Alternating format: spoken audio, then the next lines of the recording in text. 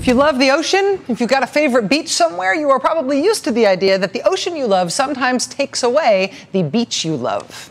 But it doesn't usually happen in this dramatic a fashion. This is Popham Beach in mid-coast Maine, where the water has been stealing back the beach at an alarming rate. What we're seeing here is not an unusually stormy day at Popham Beach. This is kind of regular. This is the way it goes. A local official telling the Bangor paper that in some spots, quote, there is no beach anymore at high water. Here we have Plum Island in Newbury, Massachusetts. This is what happened after a storm in February when the water came in.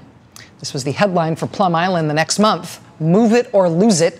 And by that, they mean your house. Move it or lose it because you can't stay here. This is the Belt Parkway in New York City. 80 years ago, the city felt confident enough to build this road along the coastal southern edge of Brooklyn, New York. But now it floods in heavy rain, and the ocean bay sweeps over it even in moderate storms. The ocean is not where we left it. It is moving on up. Turns out we are changing the climate. Ask me how. You could argue that any particular disappearing beach or flooded road results from factors that only belong to that one place. You can argue that for a lot of individual places, but ultimately they start to add up, and ultimately realize that what you cannot argue without assuming the mantle of willful ignorance is that the Earth is just getting warmer.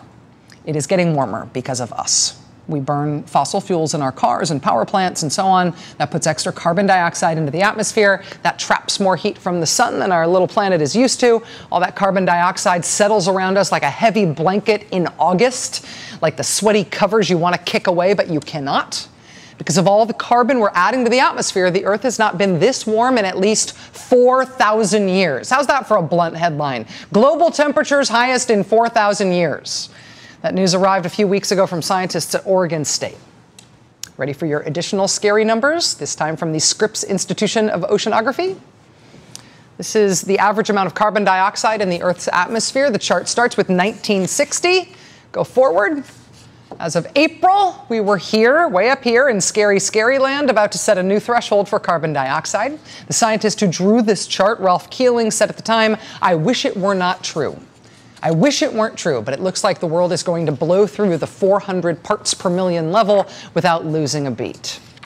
And here we go. We blew through that level, apparently, yesterday, and we are on our way to making this the new normal in a hurry. We may even be there now. We may already have more carbon dioxide in the Earth's atmosphere for sustained lengths of time than at any point in the history of humans as a species. Our planet has not been shrouded in that much carbon dioxide since the Pliocene epoch more than 3 million years ago, when there were no humans and there were still 8-foot-tall carnivorous birds like this guy running around at 65 miles an hour. Also, these sea levels were 100 feet higher than they are now, instead of the merely 25 feet higher, which is what we'd like to imagine when we think about climate change.